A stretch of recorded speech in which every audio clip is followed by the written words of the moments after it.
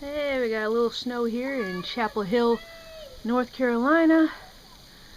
Got some kids over there doing a little, trying to do a little sledding.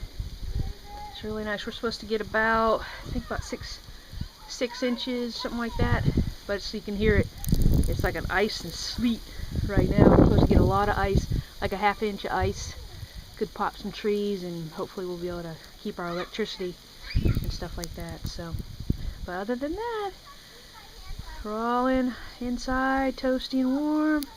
But it's nice and pretty. It's about 32 degrees out, something like that. Maybe a little cooler than that it feels actually. But you can see that car. I don't know if you can see that car. It's kind of down in there pretty good.